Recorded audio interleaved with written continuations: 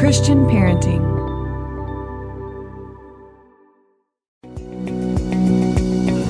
As Christian parents, we all want to be praying for our kids, but knowing what to pray can really be hard. That's why Christian Parenting created a great cloud of witnesses prayer journal. It's to help busy parents like you and me intentionally pray for our kids and their faith all year long.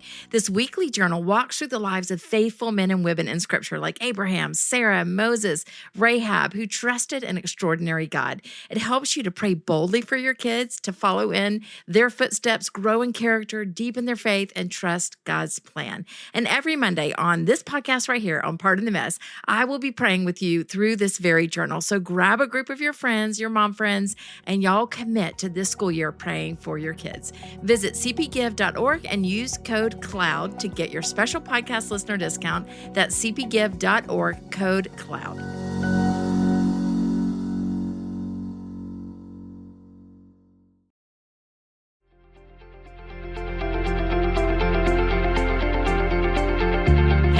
Welcome back to Pardon the Mess. I'm your host, Courtney DeFeo. How is everybody doing?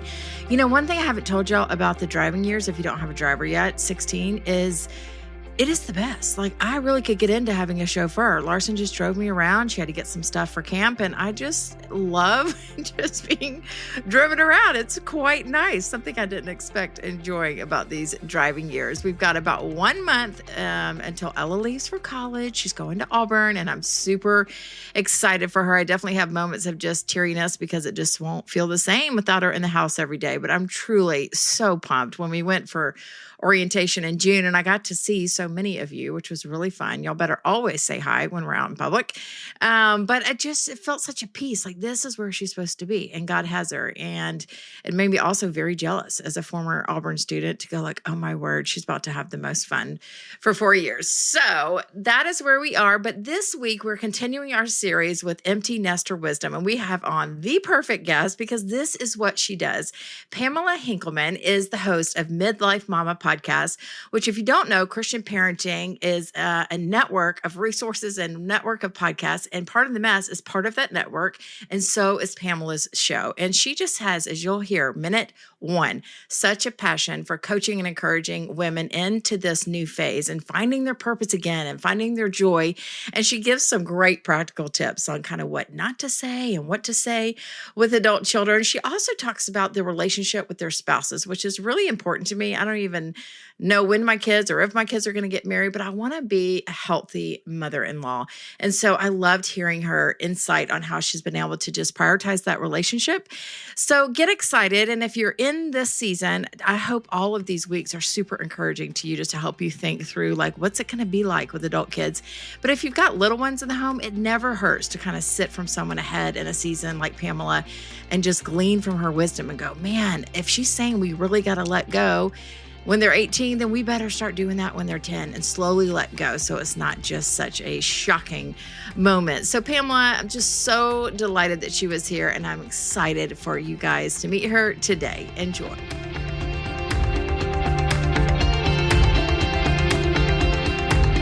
Hey Pamela, welcome to Pardon the Mess. How are you? I am so happy to be here. I'm so glad you're here. I love when I interview another podcaster because we're like, 3, 2, 1, got it. Like, there's just like, let's just get this thing going. Go. Okay, let's talk about glasses first. So I've got on readers. You've got on some adorable glasses, but you said progressives would change my life. So talk to me. We have to have them, girl. Like, it's time. You got to embrace it. It's okay. Don't feel bad about it. Okay. Remember, glasses are accessories. They're just okay. So I got thing. some, and basically the progressives are, you can see far, but you can also, they've got another part where you can see down to read, right? It's like the both. It's all in one. Okay. It's Okay. I tried to, I've never had contacts, and I got them recently. And I went back and I was said to the doctor, like, am I an idiot? She was like, no, older people really struggle. If kids just figure it out, she was like, but don't give up once you can figure it out. But I think at the time I had some nails or something, and I was like, making a mess. I'm going to give it another go. But for now, there's readers all over my house. All right. For sure. All right. Tell me about you, Pamela. You're not from the South. I can tell you that right now. But tell us about you, your family, and then we'll get into the work that you're doing. Yes, I am from the North. I'm a Minnesota girl who now lives in Iowa. And for 24 years, my husband and I did formal pastoral ministry. But now we've stepped into a new season of ministry where we work for a company called Sheepgate, and we help men who are addicted. And I get to support the women. So I do that part-time. Wow. Yeah, it's a beautiful ministry. And then I also am an empty nest coach, which I love supporting women in this phase. We've been so beautifully supported our whole lives as we're raising our kids. And then they reach this phase and the world goes quiet and we're left wondering, what am I supposed to do? Not a lot of people are talking about it. That's why I'm so glad that you are really helping your moms, because it's as big of transition as when you became a mom. Yeah. And yet there's not a lot of information. There's not. And so you have a podcast, the Midlife Momma. So we're going to just scratch the surface today. And we're doing a series this summer called Empty Nester Wisdom. But good news, folks, if you want to listen to that all the time, you can go over to Pamela's podcast and listen to that. So how did you get into that? Did you just hit the phase yourself and were like, I can't find any resources? How did you come upon being a podcaster and being an empty nest coach? I didn't even know that was a thing. I love that you're an empty nest coach. Welcome. Well, it was part of my journey, and the journey that every woman will go through when she says, oh my gosh, what do I do now? Yeah. I had 5 kids. Wow. And as the 4th one was heading off to college, I thought, wow, Lord, what in the world? What do you want me to do? And I thought, well, I've always been an encourager. And I thought, I think I could be a life coach. I think I'd be really good at that. And literally I was scrolling Facebook and there was a test that said, would you be a great life coach? And it was like, bing, bing, bing. And so I went through some formal training. I just wanted to help women. But really, this focus came about 4 years ago when I had this kind of dream of writing books. And I was at a writing conference.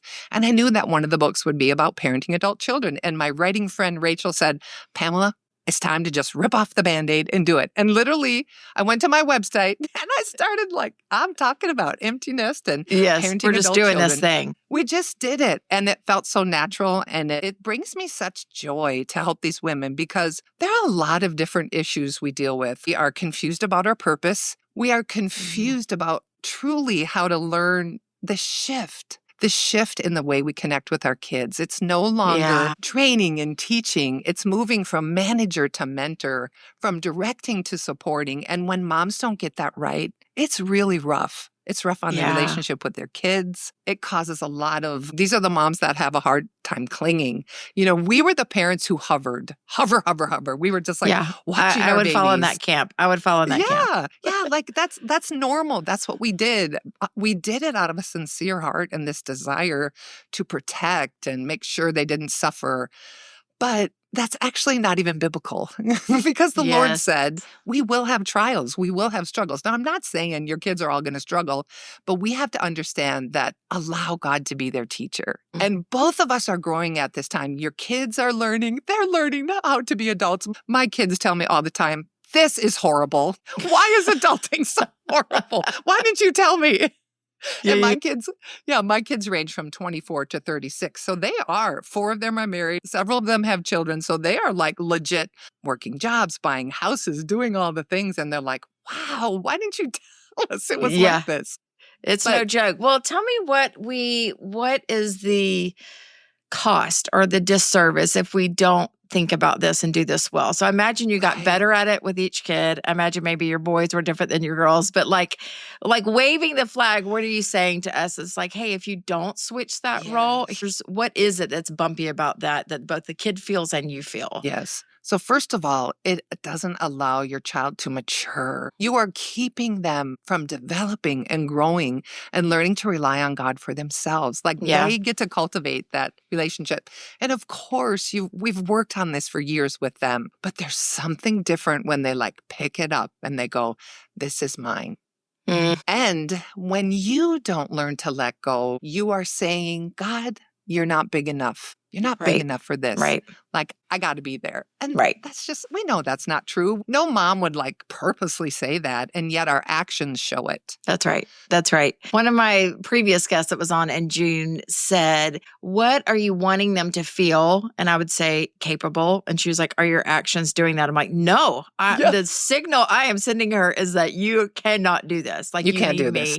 which is not what you want. But when you pull back, you're like, I can see how that would happen. And so talk to me about maybe a hard moment you went through. Like, what was one of those lessons where you overstepped, or do you have a memory that comes to mind where you're like, whoop, I knew that, but I stepped too far. I imagine you have several. Oh my gosh. So this dilemma of always wanting to fix things for our kids, like that's just what we did. We were the professional fixer. Yeah. And I remember my oldest son one time said to me, he's like, Mom, don't need your solutions.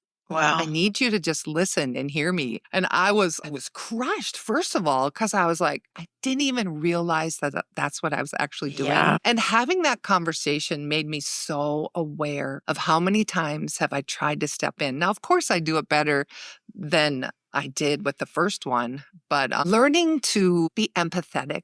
This is such a skill to have. Our kids don't want to be fixed. They just want to be seen and heard. Wow.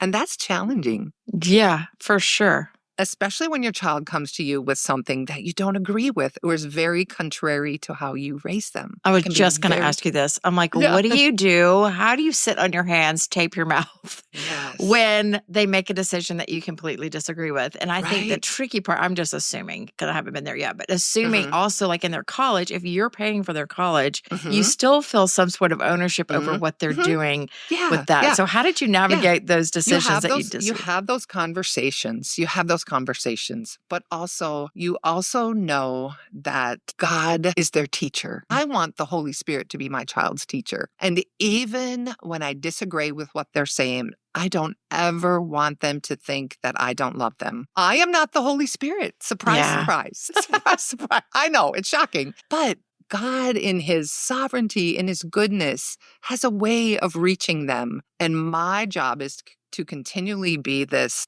haven, this place where they are safe. Yeah. Even when they share some ideas that I don't agree with, it's not the way I raised them, but I know that sometimes kids have to try things out. And so instead of jumping down their throat, I pause and I say, tell me more about it. And then I just listen. And I take all my grief and distress and I take that to the Lord, but I don't take that out on my child. So good. We're going to link to one of your guides. Can you tell us about this? I can already know I'm going to be reading it, but it's 10 things not to say to your adult child. So tell us a little bit about that, and then we'll put it in the show notes for everybody. Yeah, well, there's just things that we say, like, what did you spend on that? Yeah. Or, did you go to church this week? Even something as simple as that. Are you going to do that? Or we say things like, well, you can't move across country. You can't go to college there. You can't do this. And we are so often putting ourselves forward instead of allowing our child to lead. I remember when our fourth daughter, she had the nerve to pick a college 7.5 hours away from me. And I said, wow, okay, sure, let's go and visit. And we went and visited. And of course, she loved it. Yeah. She loved it. Turns out she knew where she wanted to go. Look at that. She knew what she wanted to do. And so the day she left it was such a brave day for her because she was stepping into the world literally alone. She didn't go with a friend, but she said, this is what I'm going to do. This is what I know God has for me. Was she scared? She was terrified. I was crying. Her little sister was crying. Her dad was crying and she was crying. It was a whole thing. I mean, and you think by your fourth child, you would have it together, but actually you don't. And it's okay. Good to know. Good to know. It's okay. Make a note. Little did we know that she would thrive in that college. It taught her professional skills. She met her husband there. They settled in that city from 2016 to just last summer. Wow. And then they moved back to Iowa. God, Look at his that. kindness. Look at that. Is bringing our family back together. But I had to let her go. I had to say, no, I know this is what God has for you. And it was good. And now she's having her first baby. Hello. Hello. That is amazing. Okay, let's talk about those spouses and boyfriends and girlfriends. Give us some input. How do you handle that? What'd you learn the hard way? Because I can imagine that's even more challenging. More than picking your college. It's like, oh, that's the person you're going to be with the rest of your life. Perfect. Yes. So, of course, we pray. We know that as moms, we've been moms who love the Lord. We've been praying for years about this. So this isn't a new thing. And yet there will be times where one will come along and you'll be like, Jesus, this is not it. And you just And you're just going to keep yourself quiet and you're going to love on them and you are going to pray and you're going to say, Jesus, I see this isn't right. And he takes care of it. Because the tendency would be me to have like a meeting and be like, hey, meet me at coffee. I need to tell you the 8 reasons that guy is horrible for you. Yeah. Because that will just hurt them. It will crush them. And you don't want to crush your baby. You don't want to crush your baby. Like, this is where you trust that they are learning to hear the voice of God. Yeah. They are learning to be discerning. And they are. And it all turned out lovely. I love it. So this will be your first grandchild, or you have others already? No, this is number 4. So for my 60th birthday, I'm getting a grandson. Yeah. So we have, so Teddy is 10 and Gus is 7. And then baby Ren is 9 months. It looks like you're not having any fun at all, are you? Oh, it's just horrible. It's just horrible. As parents, we all want our kids to do well in school and feel really confident. Maybe your child is struggling with a specific subject and needs a little extra help. Maybe your child is ahead and wants to challenge themselves. Or maybe you just want to avoid the summer slide and head back to school strong in the fall. If you can relate to any of those things, you need to look at IXL. IXL is an online learning program that enriches your homeschool curriculum. It offers practice in math, English, language arts, science, and social studies while adapting to each child. It meets them right where they are. Plus, IXL encourages students to be curious and empowers them to choose how to learn. Both of my kids have used IXL through their school for years, and I can see the difference it made in both of their lives. Everything on IXL is organized by grade, subject, topic, and subtopic, makes it super simple to find activities for the exact skills you are covering. IXL is trusted by 15 million students worldwide and has proven to improve performance in over 75 scientific research studies. That is amazing. You can make an impact on your child's learning. Get IXL now. And as part of the Mess listeners, you can get an exclusive 20% off IXL membership when they sign up today at IXL.com/today. Visit IXL.com/today to get the most effective learning program out there at the best price.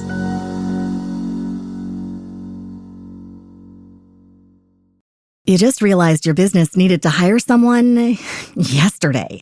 How can you find amazing candidates fast? Easy. Just use Indeed.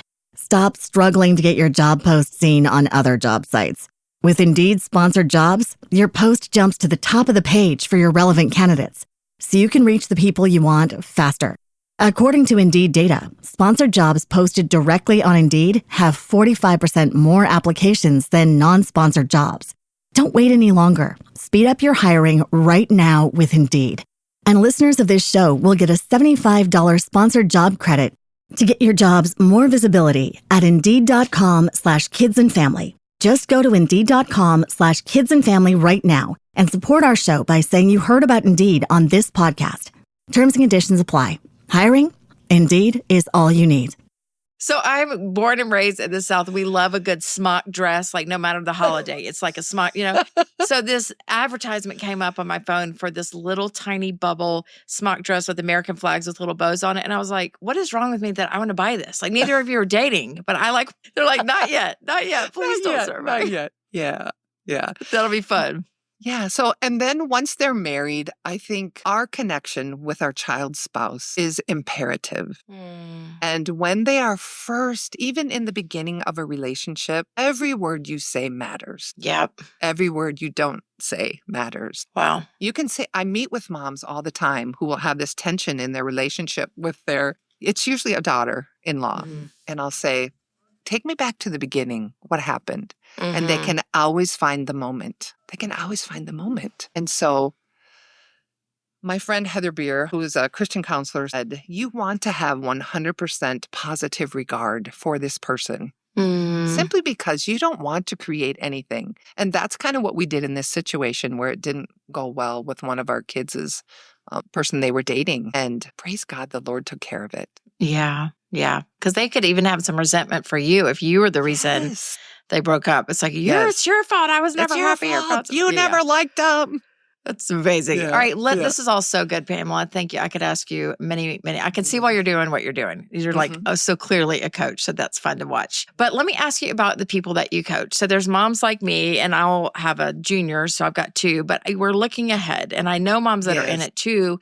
There's fear. And so I'd imagine I want to talk about like who's coming to you, what they feel kind of when they get to you and what your hope is for after. But if I was coming to you, I would say, I don't even know what I'm good at anymore. Like, I don't even know how to dream anymore. Like, I have so many friends, they've been moms so long and kind of dumbed down like their career to not dumbed down, but just like minimize it. Set it aside. Set it aside. That's a perfect word. Set it aside. And so as they're thinking, do I even have what it takes anymore? Can I even operate the computer the way I need to? Exactly. Like, so is that similar to the women that you're dealing with? And then where do you hope to take them after your time with them? Absolutely. Well, I was one of them. If you said in 2018 that I would be a writer and I've always been a speaker, but I would be a writer and a podcaster and a coach, I would have said, huh? But it was in this midlife awakening where you hone in on what you're good at. You say, Lord, you ask the people around you, hey, what do you think I'm good at? You ask your friends, what do you think I'm good at? And then you look at the things you did in your life with your children. You were likely organizing, leading, doing things, but they were all around your children. But now you get to say, I can use that in a new way. And then find out what sets your soul on fire. Who would you love to serve? In what way do you love to serve? Are you great with math? Are you great with sewing? Are you great with organizing? Are you whatever, you name it, all the skills that you have. But everything in life, the Lord has just honed that skill in you. And now he's going to call them forth and say, okay, girl, use it. I love that. And I want to say to every employer in the world, I'm like, nobody's a better employee than a mom. Like, do you even know the things that we can get done on? And exactly. But we can juggle. Yeah, the multitasking is legit. So I think that's so good to ask friends because I think we're not very kind to ourselves. We're like, and the people around us are like, no, I would absolutely go to you for leading a company or creating a product or cooking, whatever the thing is. Yes. So that's a great idea for people. And so do you also encourage them to try things? Like, because I imagine I'm scared. Like, I don't want to commit to anything that I don't love. So I'm a little like gun shy. Like, people have offered me multiple jobs over the years and I'm just scared because I'm like, I don't want to commit to you. Like, I want to just play. So is that part of it is trying and practicing? Here's the key. Do it scared. If you are going to wait till you're not afraid, well, you're going to be sitting in that chair a long time. Everything I've ever done, I've done it completely terrified. But then once you get used to it, you're like, I can do this. Wow, I'm a podcaster. Wow, I'm a coach. Like, do it scared, but don't let the enemy is such a liar, isn't he? He just makes us shrink back and feel small. And it's just not who we have to be in this season of life. This is the best season. I mean, I know raising kids was lovely, but I'm here to tell you, I'm the cheerleader of the midlife. Okay, tell me what you're loving about it. Give me some practical fun, some things that you are doing differently or enjoying that you would have never tried when you had 4 or 5 kids in the home. Yeah. Well, you get to focus on your dreams now. I set my dreams aside for so many years. I was happy to. I loved raising our 5 kids. I loved partnering with my husband in ministry. But now it was time for my thing. It's okay to be a little selfish. It's okay to say, wow, what could I do now? Which I think for me, the constant server, like I love to do and serve, but I just had that feeling last night to my husband that said, let's take our time with this next transition. Like, I don't want to just do what others expect me to do, but I want to be a little selfish. I do want to be a little selfish. Totally okay. You've worked so hard. Moms are the hardest working people out there. Okay, how was that transition? Did your husband transition out of ministry at the same time you did? Y'all both did new things? Yeah. No, I started my ministry in about 2018.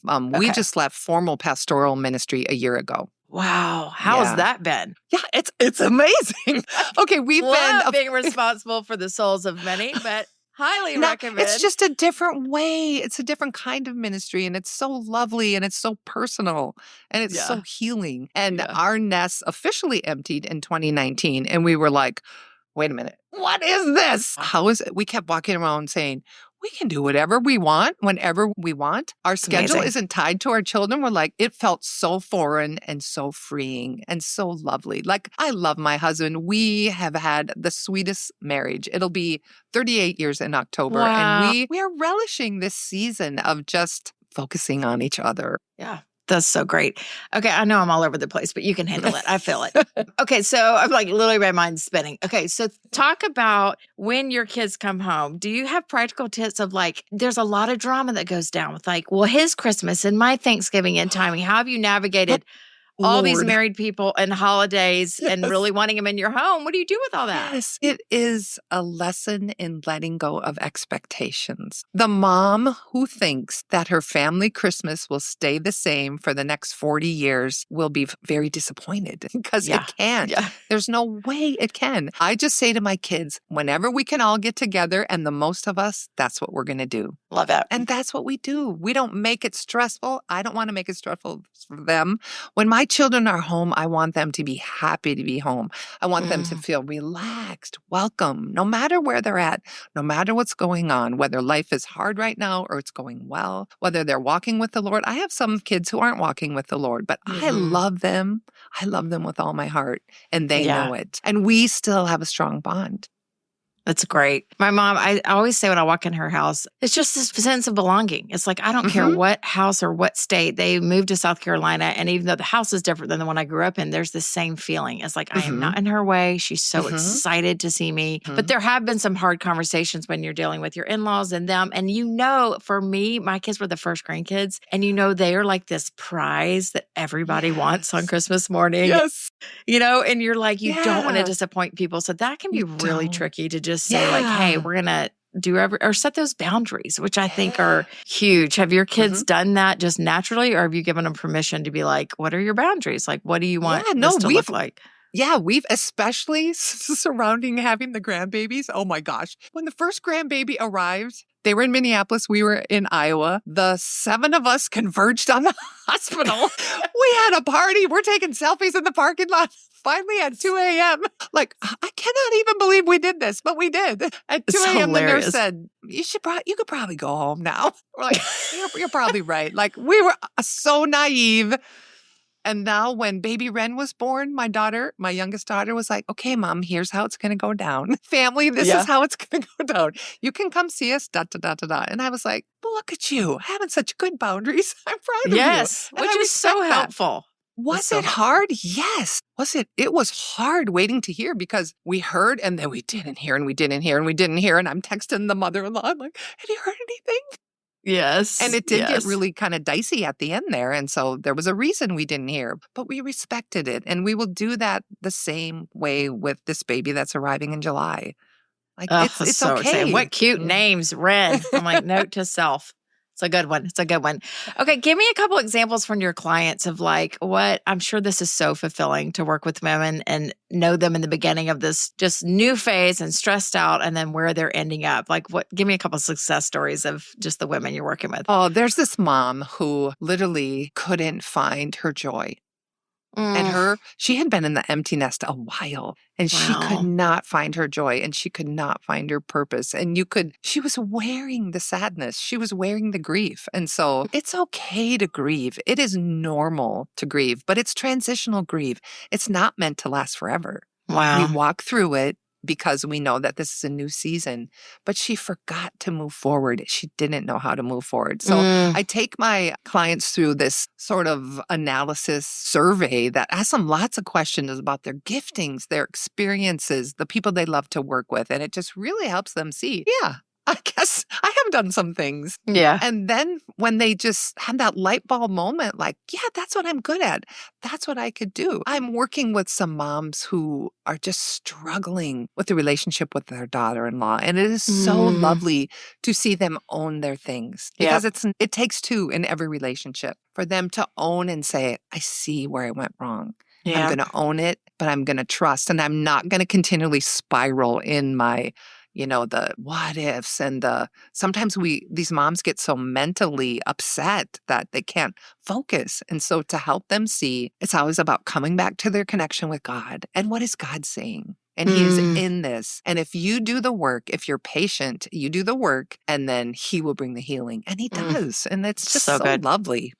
Well, what's also exciting is like it's midlife. I mean, you think that I'm like 82. I'm 48 and acting like I better start crocheting. It's like, no, there's a whole, no offense to my crocheting friends, but it's like in my mind, I'm kind of raising the age on me going like, there is a whole many decades after this. And that's exciting. Yes. This is really, I think this is the sweet time of life. I don't know what, I am sick of this young culture and saying that, we're washed up and here's your anti-aging. Like, no, like we made it and we are strong and we have gifts and we have ways to help people. And don't forget how fun. Tell me, are you just having, what's something fun you've done lately? Get us excited. Because I think if you've got like elementary school, you're like, I can't even imagine going on a girls' weekend or like going to Target by myself. So give us some light in the future. Yes. Although there was an adjustment with Target because I used to go with my daughters and when they all left and we were first in the empty nest, one day I'm in the car with my husband crying. He goes, what's wrong? I said, you don't like to shop at Target. We just have to go in and buy the things. And I just want to walk around and look at the things.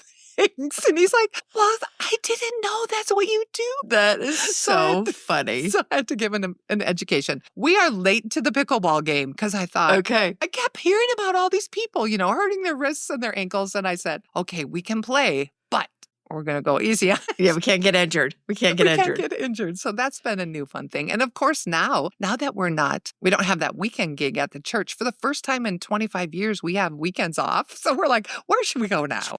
5 years. That is insane. Yeah. Wow. Yeah. Good for you. Good for you. Okay. Before, I want you to tell us how to find you. And then we tell us a little bit more about your husband's ministry and where people can find that and who that's for. Sure. You can find me online at PamelaHenkelman.com. I love to hang out on Instagram. You can find me at Henkelman, which is PHENKELMAN. And then you can find all my coaching and then the Midlife Momma Podcast. And my husband and I both work for Sheepgate. It's a division of Adult and Teen Challenge. And it's just, it's a year-long residential program that just helps men find freedom from addiction. What we teach men is to just work on their relationship with God. And He's the one who brings the healing. Because really these men are just brokenhearted. They're just brokenhearted. And I get to come alongside the wives and help them and support them and do marriage weekends. My husband and I are huge fans of healthy marriage. And so it's a sweet Is that season. in Iowa specifically or is that around the country? Yeah. Teen Challenge is a national program, but each one is kind of individual. So Sheepgate is in Iowa. Okay. Oh, wow. We'll link to all the things. Pamela, you are so in your sweet spot and just telling by your smile and your joy that God has you just where He wants you. And that's so exciting and inspiring for all of us that are headed towards that midlife phase. So thanks for being here today. My pleasure.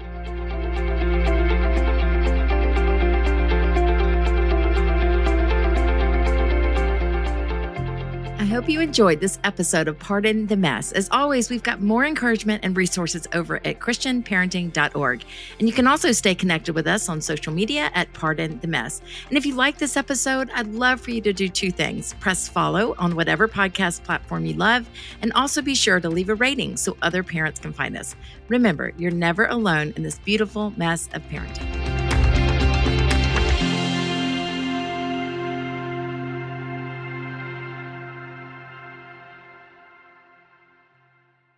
Are you a financial advisor considering the independent RIA model and wondering where to start? Start with Schwab Advisor Services. They've helped thousands evaluate the full range of options and can help you determine your best path forward. Start your journey today at advisorservices.schwab.com/paths.